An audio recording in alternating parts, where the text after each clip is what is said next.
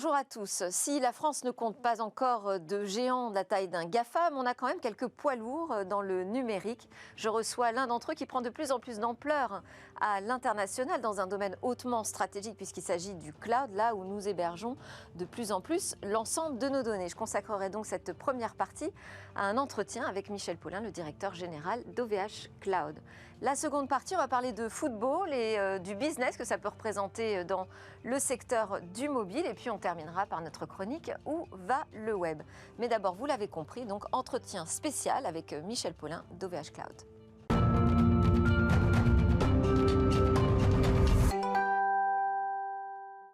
Alors, c'est parti pour ce grand entretien avec Michel Paulin, le directeur général d'OVH Cloud. C'est notre pépite française dans le numérique qui prend de l'ampleur à l'international. Alors, je disais, on n'a pas encore de GAFAM, mais peut-être que ça va arriver. Peut-être que vous serez la première lettre d'un GAFAM français. Peut-être. En tout cas, ce qu'on souhaite, c'est qu'on puisse créer des champions européens qui, dans le domaine de la tech, soient capables d'innover et de proposer des solutions totalement innovantes à toute la planète. Là, ça fait 1 an qu'il y a eu l'introduction en bourse. Qu'est-ce que ça a changé ? Alors, je pense que ça a changé plusieurs choses. Techniquement, on a d'abord levé de l'argent. Ça nous a permis de lever 350 millions d'euros, en plus de garantir un prêt de 920 millions d'euros. Donc, ça nous permet d'avoir aujourd'hui notre plan qui est financé sur les 5 prochaines années. Pourquoi faire ? Alors, oui. La deuxième chose que je veux dire, avant peut-être de dire pourquoi faire, c'est que ça nous a aussi donné une forme de crédibilité et de visibilité à l'international.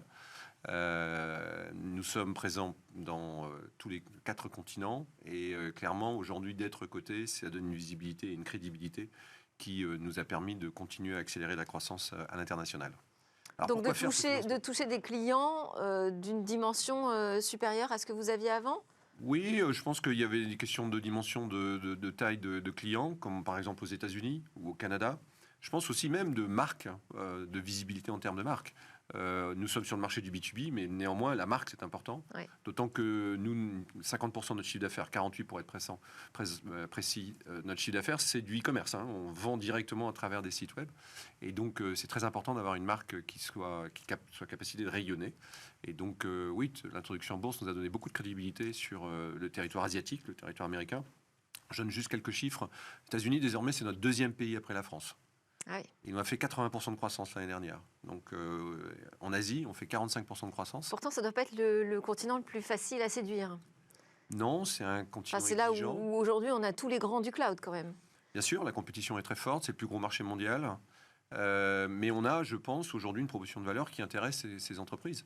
Et en particulier autour, d'abord, un ratio prix-performance qui devient un vrai sujet au niveau du cloud. Beaucoup de gens s'interrogent sur le coût du cloud, qui était un peu un des arguments pour dire migrer vos systèmes vers le cloud, vous allez faire des économies. Et puis là, il commence à y avoir des systèmes dans lesquels ce n'est pas tout à fait le cas. Et puis deuxième, tout ce qui est la protection des données. On voit même aux États-Unis, c'est un débat qui est en train de monter de plus en plus. Les débats qui sont entre TikTok et ce genre de choses, on pourra en discuter. Ouais. Mais donc c'est un sujet qui devient vraiment très très important.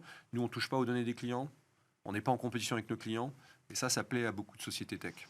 Bon, alors là, vous avez abordé plein de sujets, ça me donne plein de questions. Mais peut-être qu'on va reprendre le sujet depuis le début, préciser les activités. Parce que quand on parle du cloud, on parle de quoi exactement ? Alors c'est vrai que le cloud, ça fait un peu nuageux, c'est le cas de le dire. Et donc parfois c'est un peu abscon. En réalité, c'est très industriel. Et notre métier, c'est de fournir des infrastructures, donc des ordinateurs, et également des logiciels qui permettent aux directions informatiques, aux data scientists, aux gens qui manipulent ou gèrent des données, d'avoir tous les outils pour pouvoir gérer ces données, les stocker, les échanger, et également les traiter de manière efficace. C'est ça le cloud. Et on le fait dans des... Et donc il y a plusieurs métiers. Il y a beaucoup de métiers. Il y a des métiers qui sont des métiers logiciels, il y a des métiers qui sont des métiers hardware, et donc on fournit ces services-là. La valeur du cloud, c'est que vous le faites à la demande. C'est-à-dire que vous n'achetez pas les infrastructures, vous louez des infrastructures. Et donc, en fonction de vos besoins, vous allez utiliser ces services à la demande dans des systèmes de tarification qui peuvent être à l'heure ou à la minute. Donc, on est vraiment sur un sujet qui est à la demande. Donc, c'est un outil qui est très flexible. En revanche, c'est très vaste maintenant. Il faut voir que nous avons 80 services, par exemple. Mais alors, quand vous dites on ne touche pas aux données des clients, donc les clients, quand même, vous confient l'hébergement de leurs données de la même façon qu'ils vont les confier à un Amazon Web Service ou à un Google Cloud. Oui, mais en Personne revanche, ne touche aux données des quand on y clients, touche mais pas, vous en êtes un petit peu nous, on le garant sur la protection. Oui, ce qui veut dire, c'est qu'il y a tous des débats pour savoir est-ce que vous avez le droit d'utiliser les données pour pouvoir les valoriser, est-ce que vous avez le droit d'utiliser les données pour améliorer vos services, est-ce que vous avez le droit d'utiliser des données pour éventuellement même les vendre. Alors, Ça, c'est contractuel.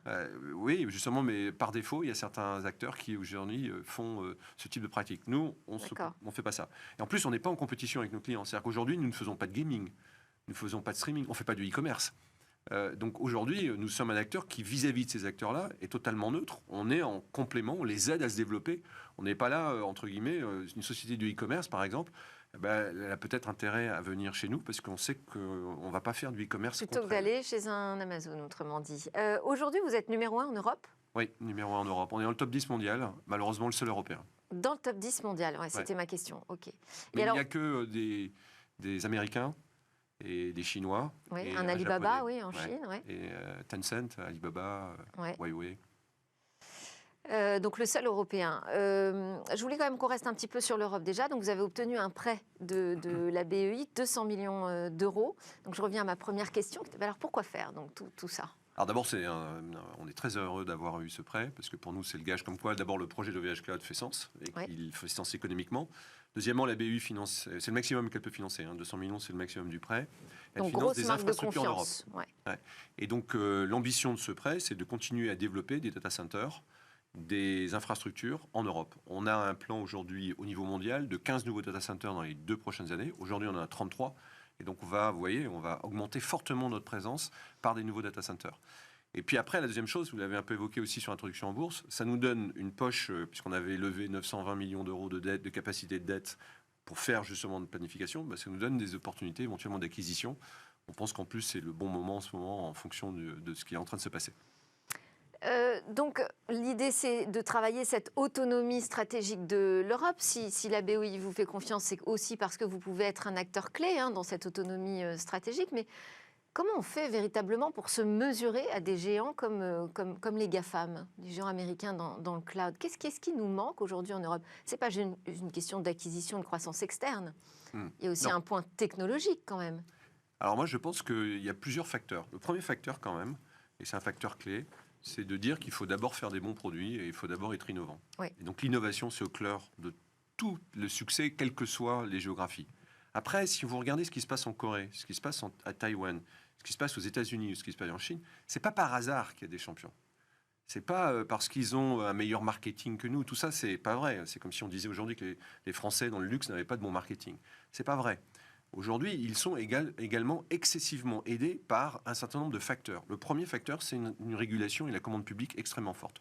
Tous ces acteurs-là sont massivement aidés par une stratégie publique d'achat, mais également de régulation et parfois d'investissement. Le deuxième, c'est des financements. On sait que les États-Unis ont une capacité de financement pour aider les entreprises en introduction en bourse, en venture, en scale-up, pour pouvoir les aider à avoir un capital qui est le poids. Le troisième, et j'aurais peut-être dû commencer par ça, les talents et l'innovation. Aujourd'hui, il faut investir dans les universités, il faut investir aujourd'hui dans les doctorants, il faut investir dans les maths, il faut investir dans parce que, quoi qu'on en dise, l'innovation, c'est d'abord un jeu intellectuel, c'est d'abord des talents. Et aujourd'hui, on n'a désespérément pas suffisamment d'ingénieurs aujourd'hui en Europe. Et puis en plus, il faut savoir, quand on trouve des bonnes compétences, ces talents, il faut savoir les rémunérer à la juste valeur. Et aujourd'hui, le marché, il est un peu dumpé par les Américains, les Chinois, qui proposent des salaires mirobolants. Donc il faut être capable de suivre aussi. Il y a une compétition très forte sur les talents, et donc il faut être compétitif sur les talents. Et on essaye, nous, de fournir des rémunérations, mais également des systèmes à long terme. Et l'introduction en bourse nous a permis justement d'associer l'ensemble des salariés. On est très très fiers, nous, d'avoir 98% des salariés qui ont souscrit au moment de l'augmentation de capital chez OVH Cloud. Donc ça veut dire qu'il y a vraiment un attachement qui est important au projet. Et pour nous, c'est capital. Donc oui, c'est un jeu de talent, mais il faut les former aussi. Il faut les rémunérer, il faut les former. Donc aujourd'hui, il manque malheureusement dans les universités. Il faut investir dans les universités. Il faut être capable d'investir dans tout le processus d'université. J'avais souvent dit que nous, on ne cherche pas des subventions. Je pense que les subventions, c'est vrai. On cherche de la commande publique. Ça, c'est ce qui est le vrai driver d'un vrai business. Et ensuite, une partie de ces innovations, de ces subventions qu'on donne, on devrait les réinjecter dans les universités.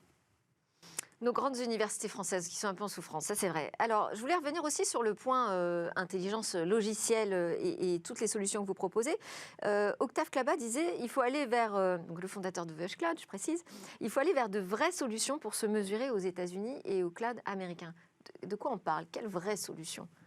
Écoutez, le cloud a commencé dans ce qu'on appelle, alors excusez-moi du jargon, l'UIS, Infrastructure as a Service. C'est ce qui permet de gérer les données, de les stocker et de les échanger. Donc ça, aujourd'hui, vous êtes considéré comme un hyperscaler, donc d'UIS. Vraiment, un poids lourd d'UIS. Okay. Voilà. Mais le cloud a beaucoup évolué vers ce qu'on appelle le PaaS, Platform as a Service. Ouais. Et là, c'est l'ensemble des outils d'intelligence artificielle,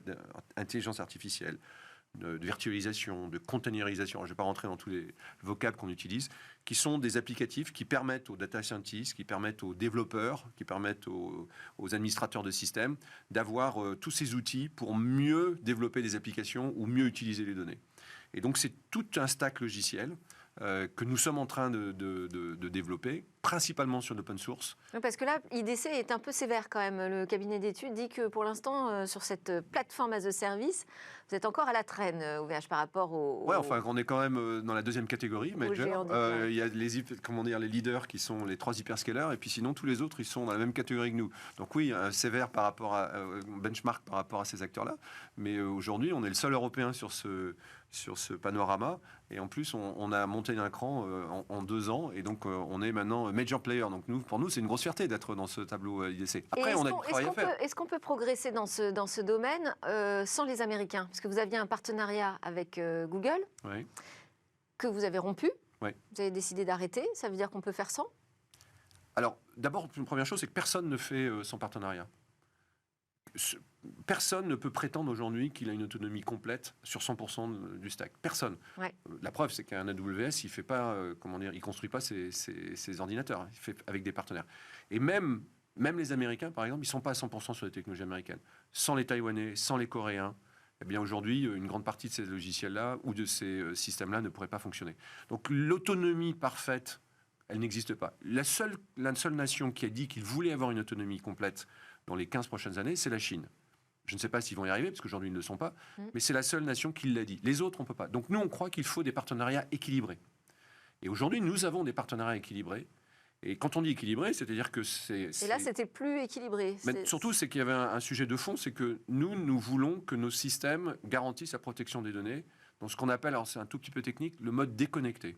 C'est-à-dire que vous garantissez qu'il n'y ait pas d'échange de données que vous ne maîtrisez pas. Il faut savoir que le cloud, il y a des échanges de données en permanence qui se font. Nous, on n'a pas ces modèles-là. Et donc, quand on fait un accord avec VMware, qui est un de nos grands partenaires, c'est dans un modèle déconnecté. Et nous avons d'ailleurs eu la certification Secnum Cloud, qui est le plus haut niveau de certification français en termes de sécurité. Google a fait d'autres accords et il nous a annoncé qu'à terme, il ne garantissait pas la déconnexion. C'est contraire à notre mode de fonctionnement. Là, on devient plus équilibré. On devient totalement dépendant de technologies qui sont des technologies qui ne sont plus des technologies qui respectent le fondement de nos valeurs, qui sont la protection des données de l'ensemble de nos clients. Et alors, vous allez chercher un autre partenaire pour le remplacer? Ou c'est on des a déjà négociations qui sont en cours On a d'autres partenaires déjà.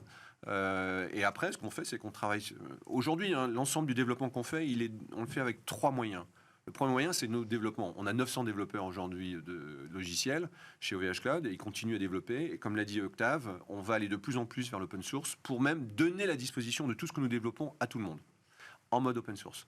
Et donc là, on a aujourd'hui dans l'intelligence artificielle, dans le stockage, dans le domaine de la virtualisation, autour de la containerisation, énormément de développement en propre. Le deuxième, on a des partenariats. Je peux en citer, VMware, je l'ai cité, oui. MongoDB, des gens comme Ivan, qui sont des gens qui travaillent aujourd'hui sur les bases de données. Donc, on a vraiment aujourd'hui des capacités d'intégrer. Et le troisième, c'est des acquisitions pour nous aider à accélérer la roadmap. Et donc, on a fait 4 acquisitions ces 2 dernières années. Et on va continuer à faire des acquisitions pour justement être capable de continuer à, d'une certaine façon, acquérir plus rapidement des développements qui ont été faits par des tiers. C'est compliqué de faire bouger des grandes organisations. Alors, ça peut être des organisations étatiques ou je ne sais pas, le CAC 40 en France, par exemple, de leur dire vous avez l'habitude de travailler avec certains prestataires de cloud. On vous propose de changer, de passer sur une solution souveraine. C'est compliqué de les faire migrer? Ce n'est jamais simple de faire migrer, sachant que principalement aujourd'hui les sociétés du CAC 40, elles sont chez elles, ce qu'on appelle on-premises. Oui. Elles sont dans leur data center, c'est l'essentiel. Les grandes banques aujourd'hui, elles sont d'abord chez elles. Elles migrent rapidement ou plus ou moins rapidement vers le cloud. C'est toujours complexe d'aller surtout qu'il y a une forme de simplicité à se dire moi je vais prendre le leader du marché, comme ça j'ai pas de problème. En revanche, nous on a, je pense, un positionnement aujourd'hui qui fait sens. Et si vous regardez aujourd'hui on a décidé de rentrer dans le marché des grands comptes, en particulier français et européens, il y a uniquement 4 ans. Donc pour nous c'est relativement nouveau. C'est le segment qui croît le plus vite chez nous. Donc aujourd'hui, le secteur aujourd'hui des grands comptes, c'est le secteur qui croît le plus vite. Et on le fait avec des partenaires, là encore. Donc on a signé des grands partenariats avec des gens comme Accenture, Cap, Soprasteria, Inetum, GFI, DXC, justement pour être capable d'accompagner nos clients et les clients de nos clients à travers ces technologies-là en utilisant OVH Cloud. Nous, la conviction que nous avons, c'est qu'à long terme, un grand compte, il aura plusieurs fournisseurs de cloud. C'est ce qu'on appelle le multi-cloud. Il aura 2, 3, peut-être 4, en fonction des différents types d'applications qu'il a. Et l'avantage que nous avons au OVH Cloud, c'est que d'abord, on est moins cher, et deuxièmement, on est ouvert, réversible et interopérable. Ça, c'est quelque chose qui est extrêmement fort. Donc, il n'y a aucun risque. Conditions qui vont s'imposer à toute l'Europe à travers Gaia-X, c'est ça l'idée? Alors, Gaia-X n'est pas d'imposer une sorte de norme. Gaia-X n'est pas un organisme de normalisation. Ce n'est pas eux qui font la réglementation. Nous, on est membre fondateur de Gaia-X. En revanche, il définit quelles sont les règles qui permettent de garantir l'interopérabilité. Oui. C'est ça que fait Gaia-X. Et donc, nous, on pense que de la même façon, je viens du monde des télécoms, la portabilité du numéro, au début, ce n'était pas gagné. Et de la même façon que l'interopérabilité du cloud devrait être une exigence. Et donc, aujourd'hui, certains acteurs ne le font pas. Ils ne respectent pas un certain nombre de critères qui permettent facilement de changer d'opérateur et de migrer des applications d'un opérateur à un autre. Nous, on pense que c'est des pratiques anticoncurrentielles, voire parfois des positions dominantes. Moi, je les entends bien, notamment, je reçois régulièrement Henri Dagrin du SIGREF ici, qui représente les directeurs des systèmes d'information de ces grandes organisations. Ils se plaignent des conditions qui sont imposées aujourd'hui par les solutions américaines, mais pour autant, ils n'en changent pas. Après, c'est des choix. Alors, ils n'en changent pas, je relativiserai, certains ne changent pas. Comme je vous le disais, c'est le secteur qui vont le plus vite. C'est en train de bouger, mais en fait, finalement, il y a des choses qui bougent. Et après, le retard de l'Europe sur le cloud, c'est aussi, pour vous, une explication du retard de l'Europe sur une certaine autonomie autour des data? Ah oui, clairement. Oui. Et je pense que l'Europe a négligé l'importance de la donnée. Les données, aujourd'hui, c'est au cœur de nos vies. C'est au cœur de nos vies personnelles. On le voit à travers tout ce qui se passe sur les fake news, etc. C'est aussi au cœur des vies économiques. Et je pense que la donnée, tout ce qui est autour de la donnée, de l'écosystème autour de la donnée, c'est aussi important que l'énergie, aujourd'hui dans nos vies. C'est aussi important que l'agriculture, c'est aussi important que l'écologie. Et donc, il ne faut pas négliger ça. Et donc, l'Europe a un peu minimisé en disant c'est de la partie technologie et je vais sous-traiter ça à des tiers, qu'ils soient asiatiques ou qu'ils soient américains. Et je crois qu'il y a une prise de conscience comme quoi vous ne pouvez pas développer une activité sereine et autonome si vous ne maîtrisez pas un certain nombre de ces technologies-là. Donc, c'est tout l'enjeu sur un certain nombre d'initiatives de l'Europe par Thierry Breton et que nous, on salue. Je crois qu'il faut aller plus loin, il faut être encore plus visionnaire. Il faut que là, les États soient visionnaires. C'est très intéressant de voir qu'une des dernières visites du président américain Biden en Europe, suite à la guerre en Ukraine, il y a une sorte de trade-off entre je vous donne du pétrole et du gaz, mais vous me donnez des données. Absolument. Donc on voit bien qu'ils ont une vision stratégique aujourd'hui de la notion de données. Les discussions qu'il y a en ce moment en géopolitique entre les États-Unis, les affrontements entre les États-Unis et la Chine autour de TikTok montrent l'importance qui est perçue aujourd'hui par les gouvernements aujourd'hui. Nous devons faire la même analyse. Maintenant, surtout, une fois que l'analyse est faite, il faut y aller. Alors justement, pour être un peu plus précis, c'est-à-dire que devant la montée de cette question de la souveraineté, de l'autonomie numérique, enfin des velléités d'autonomie numérique de l'Europe, les Américains, ils ont trouvé une réponse, en fait. Les GAFAM dans le cloud, ils disent, nous, en fait, on vient comme un prestataire technologique, on vous apporte le meilleur des technologies, mais tout reste chez vous, tout est chiffré, vous avez les clés, nous, on n'en fera rien de vos données puisqu'on n'y a pas accès. Alors moi, je vais juste répondre. En tout cas, semble-t-il, c'est ce que certains acteurs répondent pour dire c'est la solution. Semble-t-il, le gouvernement américain dit que ça suffit pas. Hein. C'est-à-dire c'est très intéressant. Il faut savoir que TikTok, par dans exemple, l'autre sens. voilà, dans l'autre sens. Quand ça les concerne, TikTok est hébergé aux États-Unis et ça ne suffit pas. Donc je pense que là, il faut être un tout petit peu plus. C'est pas parce qu'il y a de l'encryption qu'aujourd'hui vous n'avez pas accès aux données. On sait très très bien que l'encryption, ça peut se casser. Alors après, il y a plein de mécanismes très sophistiqués qui vont faire que ça va être plus ou moins long. Mais le niveau de risque est très faible, vont me répondre certains. Le niveau de risque est très faible. Aujourd'hui, c'est pas uniquement une question de risque. Dans ce cas-là, vous ne prenez jamais d'assurance. Et donc aujourd'hui, quelles sont les données sensibles? Est-ce que vous voulez que les données aujourd'hui de santé des Français soient accessibles dans certaines conditions par n'importe qui? Voilà, c'est la question. Et qu'est-ce qu'ils en font? Voulez-vous aujourd'hui que les algorithmes qui gèrent un certain nombre de nos vies personnelles et professionnelles ne soient pas transparents, ne savent pas qui en tire parti et qui les manipule? On sait bien que les algorithmes d'intelligence artificielle aujourd'hui manipulent les informations. C'est pas Cambridge Analytica qui va prouver le contraire. C'est une réalité. Donc je pense que ça mérite au moins une ouverture, une transparence et un minimum de régulation. Alors, on est en train de faire la traçabilité de la viande. Je vois pas pourquoi on n'aurait pas la traçabilité des données. On m'a aussi suggéré un argument, c'est celui de la disponibilité. C'est-à-dire qu'à partir du moment où le fournisseur technologique est américain, s'il décide un jour d'arrêter son service, de ne plus le mettre à jour, par exemple, eh ben on n'a plus de disponibilité du service, on ne peut plus accéder à nos données. Ah, c'est clair. C'est vrai. C'est totalement... bien sûr. Si aujourd'hui, pour des questions stratégiques, ce qui est le cas comment dire, là encore, que les Américains qui ont décidé enlever un certain nombre de technologies d'accès aux Chinois.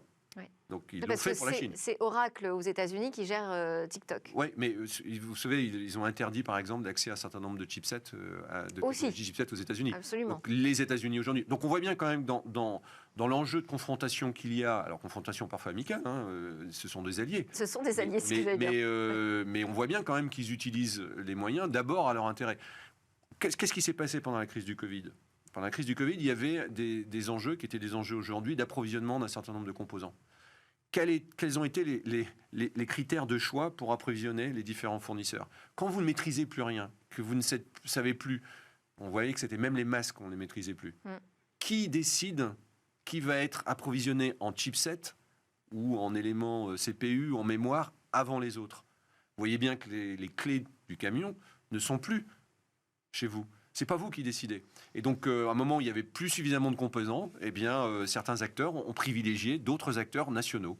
Donc, les alliances aujourd'hui qui se font en France, comme Bleu, comme Sens, avec des grandes entreprises françaises qui se portent garant finalement de la souveraineté de la solution, mais en coopération avec des acteurs américains, ça n'a pas de sens selon vous? Alors, c'est pas un jeu de mots, sens n'a pas de sens. Mais non, c'est pas que ça n'a pas de sens, c'est que je pense que ça ne répond pas au problème. Oui. Je ne sais pas si ça répond au problème de la souveraineté des données d'un point de vue légal. Je ne sais pas, je ne suis pas un spécialiste légal. On a Max Schrems en Autriche qui va s'occuper de répondre à cette question. Si j'écoute ce qu'a dit le gouvernement néerlandais avec des avocats, c'est que semble-t-il, ce n'est pas le cas. Oui. Mais je ne vais pas rentrer dans ce débat-là. Mais en revanche, ça ne règle pas un problème qui, pour moi, est un problème stratégique de l'Europe. Ça ne règle pas le problème de la souveraineté technologique. Il faut des rapports équilibrés. Là, on est en train de revendre du cloud, qui est le cloud à 100% hardware et software, avec une toute petite valeur ajoutée qui est faite par ces acteurs-là. Donc c'est de la revente, c'est de la distribution. Donc il n'y a pas de technologie qui est aujourd'hui développée autour de ces clouds-là. Chez OVH Cloud, nous, on développe nos technologies. On fait des partenariats aujourd'hui, mais c'est des partenariats équilibrés avec des acteurs américains, français, européens. On travaille avec des Français comme Atempo, on est très fiers avec Sequoia, avec Tetris. Il y a énormément de valeur. Oui, vous nous dites, Michel Paulin, cette autonomie stratégique de l'Europe, c'est pas un fantasme, on peut y arriver? Mais bien sûr, pourquoi vous croyez qu'on est le plus gros marché mondial d'IT? Pourquoi aujourd'hui les ingénieurs français, européens seraient plus bêtes que les ingénieurs chinois ou américains? Pourquoi aujourd'hui les entrepreneurs européens, la French Tech, etc., aujourd'hui ne pourraient pas se développer? Je pense qu'aujourd'hui, il faut comprendre que les terreaux qui ont créé ces champions à Taïwan, plus petit marché, en Corée, ont été massivement aidés dans un écosystème que j'évoquais. Et donc, il n'y a pas aujourd'hui de complexe à avoir. L'Europe est capable de développer des champions qui garantiront un rapport équilibré. Et c'est ça qu'il faut chercher. Eh ben, ce sera le mot de la fin. Merci beaucoup, Michel Paulin. Merci. Je rappelle que vous êtes le directeur général d'OVH Cloud, notre champion international Made in France. Juste après la pause, on va parler de football et de mobile.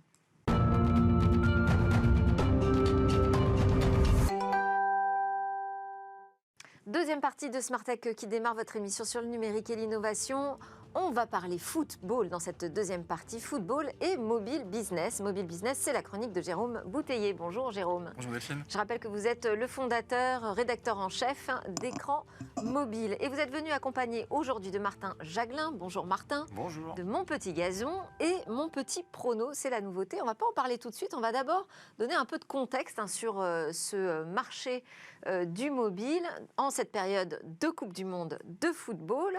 Est-ce qu'aujourd'hui, on peut dire que ce sont le foot et le mobile, deux univers qui convergent? Alors oui, on peut le dire, même si l'écran traditionnel du foot, c'est évidemment l'écran du téléviseur, vous le savez, avec des droits du foot qui sont achetés par des grandes chaînes de télévision et qui leur permettent d'attirer des millions de téléspectateurs. Le dernier match de l'équipe de France de football contre la Pologne de dimanche, que vous avez sans doute regardé, a permis à TF1 de faire sa meilleure audience de l'année, 14 millions de téléspectateurs avec un pic à 17 millions. C'est tout bonnement exceptionnel désormais dans le monde de la télévision et on peut légitimement atteindre le cap des 20 millions de téléspectateurs pour la finale en espérant que la France y participe. À l'inverse, les géants du mobile sont plutôt discrets pour l'instant dans cet univers du foot. On n'a vu aucun opérateur ou aucun constructeur de smartphones partenaire de la FIFA et de la Coupe du Monde cette année, mais pas non plus d'intérêt pour les droits de retransmission, mais bon, les choses pourraient progressivement changer. Est-ce que ça veut dire que les géants du mobile aujourd'hui ne s'intéressent pas au foot? Alors les géants du mobile ne s'intéressaient pas au foot, mais effectivement les choses changent. Les grands groupes américains, vous le savez, leur sport de prédilection, ça va être le basketball, le baseball ou même le football américain, un foot qui se pratique d'ailleurs principalement avec les mains et qui devrait changer de nom.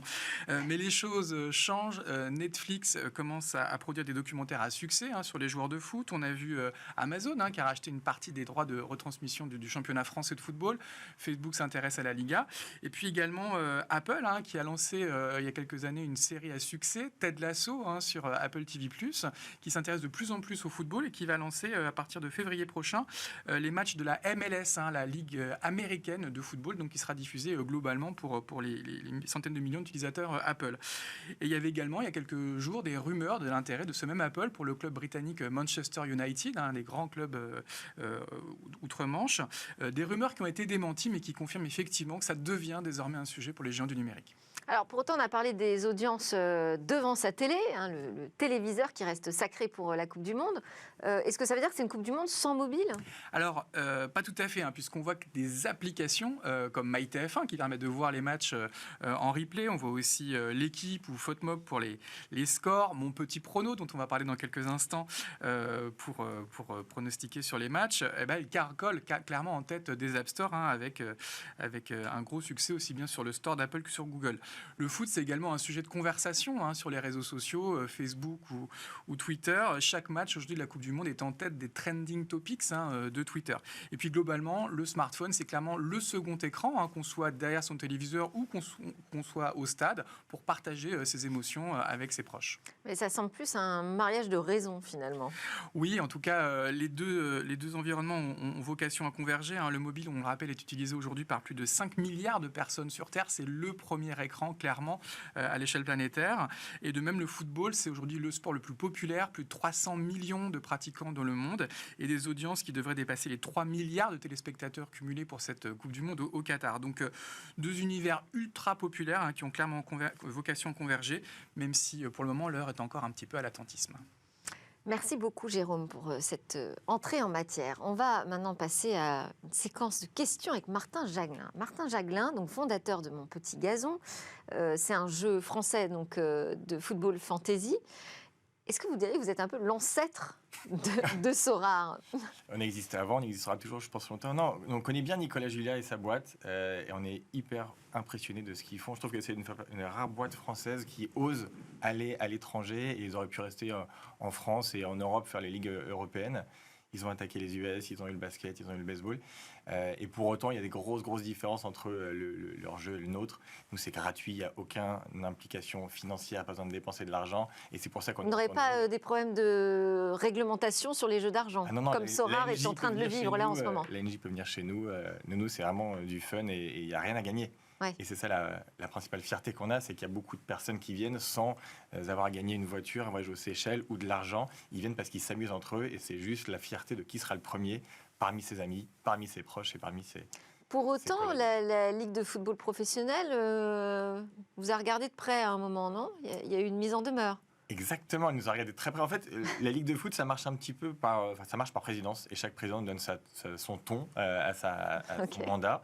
Il y a eu l'époque de Thiriez, qui était un peu plus, disons, on va dire, moins porté sur l'innovation, pour être sympa, et qui était plus en mode à nous mettre en demeure, parce que en fait, l'innovation, la start-up française qui Qu'est-ce qui le bouscule un peu les gênait? codes, en fait, pensait que la Ligue 1 était qu'on n'avait pas le droit de faire le jeu qu'on faisait de la façon dont on le faisait, tout simplement. Voilà. Après, il y a la présidence de Didier Quillot, qui était beaucoup plus porté business avec Orange, Lagardère, etc., qui a vu dans Mon Petit Gazon l'opportunité pour le foot français d'être encore plus reconnecté que ses fans. Une personne qui joue à notre jeu, il suit 2 fois plus la Ligue 1 qu'un fan de foot lambda. Et ensuite, il y a eu l'époque actuelle, avec Vincent Labrune, qui a été poussé par le fonds CVC, qui a mis 1,5 milliard dans le foot français, et qui a dit il faudrait... plutôt que de faire un partenariat avec eux, il faudrait les racheter. Carrément. Et donc, ça fait 2 mois qu'on est officiellement dans la Ligue de foot française. Waouh, ok. Ça change tout? Ça change. Ou ça change rien? Si, ça faisait 10 ans qu'on bidouillait à faire des dessins sur des maillots de foot, qu'on n'avait pas les images, qu'on n'avait pas les vidéos, et que tout d'un coup, en fait, c'est la caverne d'Alibaba. On a accès à tout. Et donc, on avait déjà un jeu qui a été populaire. Et là, en fait, on a 1 ou 2 ans devant nous à intégrer tout ce qu'on n'a jamais eu dans notre jeu. Alors, Mon Petit Gazon, c'est ce qu'on appelle du fantasy football, hein, c'est ça. Et c'est limité aujourd'hui au championnat de France de football. Et pour la Coupe du Monde, du coup, vous ne pouviez pas utiliser cette application. Vous en avez lancé une nouvelle. Voilà, en fait, Mon Petit Gazon, c'est de août à mai. On choisit des joueurs de foot. C'est basé sur plusieurs championnats dans la Ligue 1. Alors oui, on ne l'a pas dit, mais c'est une appli mobile. Hein. C'est une appli. Mon Petit Gazon, c'est une appli. Mon Petit Prono, c'est une appli. Et en fait, effectivement, nous, généralement, de juin à août, on n'a plus rien à faire. Donc, on avait inventé ce jeu Mon Petit Prono pour nous occuper à chaque fois qu'il y a l'Euro ou la Coupe du Monde, une fois tous les 2 ans. Et c'est la première fois que ça a lieu en hiver. Donc, il y avait pas mal d'interrogations. Est-ce que ça a marché? Est-ce que les gens vont pas être tranquilles chez eux? Il y avait les sujets de boycott, etc. Donc, il y avait pas mal d'inconnus. Mais en fait, ce qu'on voit, c'est que ça fait depuis 6 ans que le jeu existe. À chaque fois, on franchit des paliers assez dingues. On avait 850 000 participants il y a 4 ans pour la Coupe du Monde en Russie. On en a eu 1 100 000 il y a 2 ans pour l'Euro. Et puis là, on en a 1,8 million bientôt. On devrait passer la barre du 1,8 million de Français qui se connectent quasiment chaque jour à l'application pour faire des petits pronos sans argent en jeu, juste pour déconner contre sa famille et ses collègues. On est loin du boycott de la Coupe du Monde du Qatar. Oui, je crois que ça reste un vœu pieux. Par rapport à Mon Petit Gazon, c'est quoi la différence de chiffres? Mon Petit Gazon, c'est 1 million d'actifs chaque saison sur l'application mobile. Mais c'est plus presque étendu. un an, Voilà, ouais, il y a 38 journées dans un championnat. Donc en fait, chaque semaine, on se reconnecte, on met sa composition de joueurs, on défie ses amis. C'est plus un feuilleton, une série sur 1 an, Mon Petit Gazon. Alors que Donc, Mon Petit Prono, c'est très mois. concentré sur les 4 semaines, je crois, de cette Coupe du Monde. Comment vous avez réussi à atteindre un tel chiffre? C'est quoi les bonnes méthodes aujourd'hui pour être en tête des App Store? La bonne méthode, déjà, c'est un jeu qui est ultra simple. C'est-à-dire qu'on télécharge, on met juste 2 chiffres pour savoir entre le Portugais et la Suisse qui va gagner. Et après, en fait, on a un résultat en temps réel qui va être mis à jour selon le pronostic que vous avez fait. Donc, c'est très simple. C'est gratuit, pas d'argent en jeu. C'est vraiment multigénérationnel. Moi, il y a des gens qui jouent avec leurs enfants, des gens qui jouent avec leurs grands-parents. Ça connecte toutes les familles, etc. Et puis, en fait, il y a une espèce d'addiction positive, parce qu'il n'y a pas d'argent en jeu, mais une addiction positive où dès qu'il y a un match qui se déroule à la télé, en fait, on va avoir envie d'avoir le résultat, même si on n'en a rien à faire de cette équipe. Donc, on se met à suivre un match du Qatar, du Ghana, du Portugal, juste parce qu'en fait, on a mis un pronostic. Et même si on connaît aucun joueur sur le terrain, on se dit, mais est-ce que mon prono de 1 partout va passer, quoi? Il y a Il y a une adrénaline en temps réel qui crée une effervescence. Pardon, il y a des bons pronostiqueurs, vous avez repéré dans vos joueurs? Alors, ce qui est drôle, c'est que dans cette Coupe du Monde, il y a beaucoup de surprises. Et donc, les pseudo-meilleurs experts en foot sont souvent au fin fond de leur ligue. Donc, s'il y en a qui nous regardent, je suis vraiment désolé parce qu'ils nous détestent en ce moment. On se fait lyncher sur les... Non, c'est pas lyncher, mais il n'y a pas de bons profils. En fait, les bons profils de ceux qui sont aux premières places du classement général en France, c'est ceux qui ont eu de la réussite sur les grosses surprises. C'est ceux qui avaient vu que l'Arabie Saoudite allait battre l'Argentine. C'est ceux qui avaient vu que le Japon allait taper l'Allemagne et l'Espagne. C'est encore ceux qui avaient vu qu'il y aurait un partout entre la Croatie et le Japon à la fin Je vous du pose tournoi cette question parce que j'ai reçu Émile Servan-Schreiber qui a publié un livre sur l'intelligence collective et il parle justement de cette question des bonnes prédictions. Et il dit que si on met que des experts sur un sujet, finalement on n'a pas les meilleures prédictions. Ce qui compte, c'est d'avoir la diversité. C'est juste. Donc C'est vous juste. confirmez. C'est juste, en fait, c'est pas les meilleurs experts en foot qui sont les premiers au classement aujourd'hui. Et alors, si on revient à notre... Parce que la chronique, c'est mobile business. Si on revient au business, quel est le modèle économique alors? Publicité, 100%. Mon Petit Gazon, en fait... Et les c'est financé- annonceurs, alors ils viennent d'où? Alors, c'est les annonceurs traditionnels qui veulent toucher en fait beaucoup de personnes. Donc, en fait, on travaille avec, je ne sais pas si on peut citer des marques, mais Oui, bien sûr. avec des marques comme Coca-Cola, comme Boulanger, comme Puma. Coca-Cola qui est d'ailleurs Comme sponsor de Uber la Eats. Coupe du Monde. Hein. Exactement. Et en fait, le parti pris qu'on a eu, c'était de dire on rend ce jeu complètement gratuit. Donc, on avait un modèle qui était possible d'éditeur de dire je vends 2 € par participation. Et en fait, on a dit non, pour que ce soit un jeu vraiment populaire, on le rend gratuit et on le finance par la pub. Donc, dès que vous ouvrez votre application mobile, il y a un interstitiel qui s'ouvre. Sur le site, il y a un double skyscraper qui fait de la publicité. Mais du coup, on est sur des volumétries qui sont comparables à des chaînes de télévision. On parle en millions. On parle en millions. Nous, quand il y a des matchs, alors soit dès qu'il y a un but, soit juste après le match, on peut avoir des pics à 600 000, 600, 700 000. Donc juste avant avec OVH qui était notre hébergeur, qui était juste avant. Généralement, on est assez proche de leur équipe technique quand il y a des buts. Ouais. D'accord. Si Mbappé marque un doublé en finale, je pense qu'on sera bien au taquet sur les serveurs pour voir si ça tient. Et du coup, c'est légitime de voir des annonceurs qui étaient présents en télévision basculer sur des applications comme Mon Petit Prono, parce que c'est les mêmes audiences et les mêmes volumétries. Oui, exactement. Et puis en fait, on touche tous les annonceurs qui... Ça leur coûte moins cher peut-être que la télé quand même. Je pense. Arrêtez vos budgets télé, venez. Mais en fait, effectivement, il y a tout intérêt dans le quotidien des gens qui jouent. Donc en fait, chaque jour, en fait, on prend son application plusieurs fois. Et au final, en fait, on est intégré à tous les... on est assez bon pour tous les annonceurs qui veulent vendre des Uber Eats, des snackings, de l'apéro, des livraisons chez soi, tous les... Voilà. Et donc les formats qu'on comprenne bien, c'est pas forcément des spots vidéo de 30 secondes ou plus comme en télé, c'est des petites images qui s'affichent à l'ouverture de l'application. Effectivement, on n'a pas du contenu vidéo, donc on fait pas du pré-roll de 30 secondes ou avec un contenu de 30 minutes de vidéo derrière. En fait, on veut snacker Mon Petit Prono, ça va vite, on veut juste mettre un petit prono, donc c'est des formats très courts, impactants mais courts. J'ouvre mon téléphone, j'ai un interstitiel plein écran qui peut faire moins de 5 secondes généralement.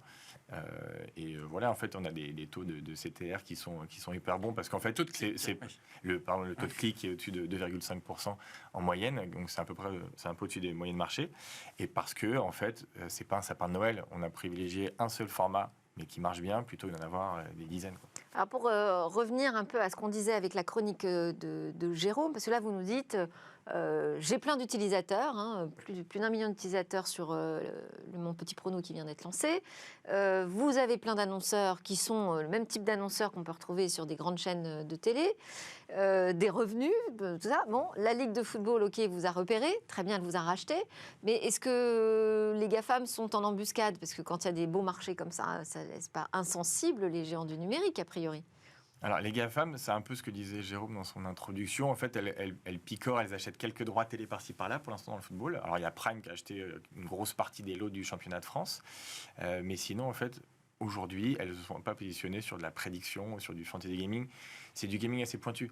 Donc, elles ont tout intérêt, c'est des éditeurs comme nous, exister sur leur store et prendre leur commission entre 15 et 30% dès qu'il y a des achats in-app, plutôt que de truster. Donc, vous ne voyez pas de menace aujourd'hui sur votre marché? Aujourd'hui, aucune menace. Après, ce sont telles pieuvres qu'un jour ou l'autre, elles vont monter sur tout l'écosystème du digital. Et la menace peut venir de l'intérieur, parce que je citais Sorare au démarrage. C'est vrai que là, on est en train aujourd'hui de migrer dans une nouvelle révolution technologique avec les NFT, qui d'un seul coup apportent une valeur spécifique à chaque pronostic.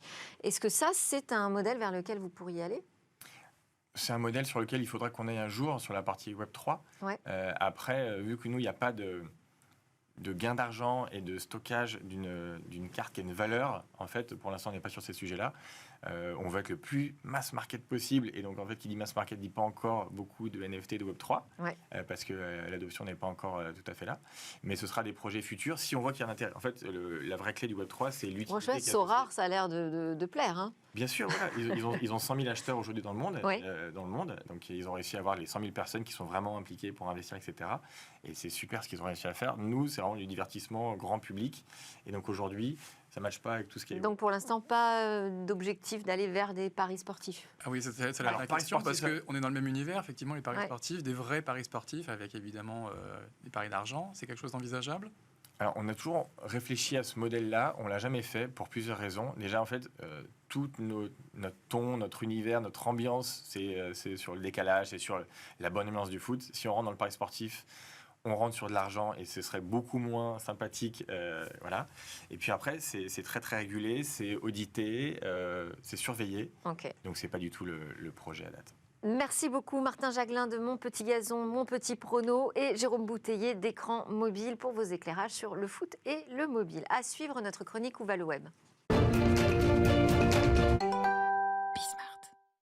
On termine par un regard sur les métavers avec une initiative française qui nous dit qu'il faut quand même qu'on mette nos billes un peu dans ce futur d'Internet, notamment pour valoriser notre patrimoine. Les Français ne sont pas en reste lorsqu'on parle de métavers. Mira, c'est le projet de Gaspard Giroux, entrepreneur lyonnais, architecte de formation qui s'est spécialisé dans la réalité virtuelle depuis 6 ans. Lui et son équipe développent un métavers made in France, bien avant l'annonce faite par Mark Zuckerberg et son projet Meta. Alors pourquoi Mira? Le terme est issu de l'esprit de Neil Stephenson, un auteur américain de science-fiction, qu'il avait conceptualisé en 1992 dans son livre Le Samouraï virtuel. Mais alors, à quoi ressemble cet univers? Eh bien, on pourrait parler de métavers du patrimoine. Il a réussi à modéliser la ville de New York et la capitale française de manière, vous le voyez, très réaliste. Je vous en parle d'ailleurs car il l'a présenté il y a quelques jours à peine lors d'un événement à la Tour Eiffel. Mira propose en fait la découverte de Paris, de ses monuments et de ses musées. Et Mira imagine cette démonstration avec et pour ces institutions. Objectif, leur permettre de vendre des billets pour cette expérience virtuelle. En fait, les marques sont la pierre angulaire de la stratégie de Mira. Elles peuvent venir se créer un showroom, un événement virtuel ou même une session de formation pour leurs collaborateurs. Ça, c'est l'ambition, mais il y a aussi l'âme de Mira. Vous l'avez bien compris, contrairement à d'autres métavers qui créent carrément un nouveau monde avec leur propre géographie et culture, Gaspard Giroux a fait le choix d'ancrer le projet dans la réalité. On construit tout simplement un jumeau numérique de notre monde. C'est de cette manière que l'utilisateur a immédiatement le sentiment d'être présent dans un lieu où il peut se repérer. Cela a plus d'autorité sur nos sens que de voir quelque chose de complètement abstrait. Et puis, pour Mira, le respect du patrimoine français est une priorité. Le fondateur prévient, si les dirigeants français ne prennent pas l'initiative de lancer un métavers français, nous verrons nos monuments historiques tels que la Tour Eiffel et notre patrimoine culturel sur des univers virtuels développés par les Américains. Alors, je ne sais pas si le métavers vous inspire, mais on va peut-être terminer par nos pronostics pour cette Coupe du Monde. C'est un peu votre sujet, avec mon petit prono. Moi, sur mon petit prono, j'ai pronostiqué le Portugal. Oui. Pour quelle raison? En fait, si c'est la France qui gagne, je serais ravi. Et si c'est le Portugal, j'aurai des points. Donc, en fait, j'ai bon partout. Jérôme? Le grand gagnant, ce sera mon petit prono de cette Coupe du Monde. Et la France, évidemment. D'accord. Bon, moi, je dis la France parce qu'on avait reçu en plateau dans Smartech Stade Perform, qui est le géant de la data dans le foot aujourd'hui. Et d'après leurs intelligences artificielles, excusez-moi pour vos pronostics humains, la France va gagner cette Coupe du Monde et ce sera le Brésil qui sera juste derrière nous. Voilà, merci beaucoup à tous les deux. Merci Jérôme Bouteiller, fondateur d'Écran Mobile. Merci Martin Jaglin, fondateur de Mon Petit Gazon, Mon Petit Prono. Et merci aussi à Michel Paulin qui a joué le jeu du grand entretien aujourd'hui, le directeur général d'OVH Cloud. C'était Smartech. On se retrouve demain pour le grand débrief de l'ActuTech.